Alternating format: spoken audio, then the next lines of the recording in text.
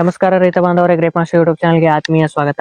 ಇವಾಗ ಕೆಲವೊಂದಿಷ್ಟು ಪ್ಲಾಟ್ ಒಳಗ ಮಮ್ಮಿಫಿಕೇಶನ್ ಜಾಸ್ತಿ ಆಗಿ ಕಂಡುಬರತೈತಿ. ಈ ಮಮ್ಮಿಫಿಕೇಶನ್ ಯಾವ ಕಾರಣದಿಂದ ಕಂಡುಬರ್ತೈತಿ ಮತ್ತೆ ಇದರ ನಿಯೋಜನೆ ಯಾವ ರೀತಿ ಮಾಡ್ಬೇಕು ಅನ್ನೋದ್ರ ಬಗ್ಗೆ ಈ ವಿಡಿಯೋದಾಗ ನಾವು ತಿಳಿದುಕೊಳ್ಳೋಣ. ಇವಾಗ ನಿಮ್ ಪ್ಲಾಟ್ ನಾಗ ಮಮ್ಮಿಫಿಕೇಶನ್ ಜಾಸ್ತಿ ಆಗಿ ಕಂಡುಬರಕ ಕಾರಣಗಳು ಏನೇನಪ್ಪಾ ಅಂತಂದ್ರ ಅನ್ಯದ್ರವ್ಯ ವ್ಯವಸ್ಥಾಪನೆ ಸರಿಯಾಗಿ ಮಾಡದೇ ಇರುವ ಕಾರಣದಿಂದ ಮತ್ತ ಲೋಡ್ ಜಾಸ್ತಿ ಆಗಿ ಇಟ್ಟಿದ್ರಿ ಅಂದ್ರ ಇರಿಗೇಷನ್ ಆಗಕ ಕಾರಣ ಆಗ್ತೈತಿ. ಮತ್ತ ನಿಮ್ ಪ್ಲಾಟ್ ನಾಗ ಜಾಸ್ತಿಯಾಗಿ ಗೊನೆ ಉದ್ದ ಮಾಡಿದ್ರಿ ಅಂದ್ರ ಅಥವಾ ಜಿಎ ಜಾಸ್ತಿಯಾಗಿ ಸಿಂಪರಣೆ ಮಾಡಿ ಗೊನೆಗಳನ್ನ ಏನ್ ಹಿಗಿಸಿರ್ತಿರ್ಲ ಇದರಿಂದ ಕೂಡ ಮಮ್ಮಿಫಿಕೇಶನ್ ಆಗಕ ಕಾರಣ ಆಗ್ತೈತಿ. ಮತ್ತ ಕ್ಯಾಲ್ಸಿಯಂ ಮ್ಯಾಗ್ನೀಸಿಯಂ ಕೊರತೆಯಿಂದ ಕೂಡ ನಿಮ್ ಪ್ಲಾಟ್ ನಾಗ ಮಮ್ಮಿಫಿಕೇಶನ್ ಆಗಕ ಕಾರಣ ಆಗ್ತೈತಿ. ನೀರಿನ ವ್ಯವಸ್ಥಾಪನೆ ಸರಿಯಾಗಿ ಇರದೇ ಇರುವ ಕಾರಣದಿಂದಾನು ನಿಮ್ ಪ್ಲಾಟ್ ನಾಗ ಮಮ್ಮಿಫಿಕೇಶನ್ ಆಗ್ಲಕ್ಕ ಕಾರಣ ಆಗ್ತೈತಿ.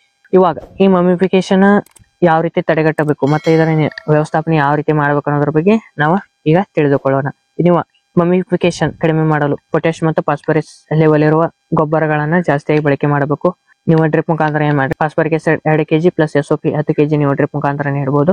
ಮತ್ತು ಸಿಂಪರಣೆ ಮುಖಾಂತರ ಅಲ್ಟ್ರಾ ಗ್ಲೂಕೋ 500 ಮಿಲಿ 200 ಲೀಟರ್ ನೀರಿಗೆ ನೀವು ಸಿಂಪರಣೆ ಮಾಡ್ಕೋಬಹುದು. ಇದರಿಂದ ಕೂಡ ನಿಮಗ ಮಮ್ಮಿಫಿಕೇಶನ್ ಕಡಿಮೆ ಆಗಕ್ಕೆ ಅನುಕೂಲ ಆಗ್ತೈತಿ.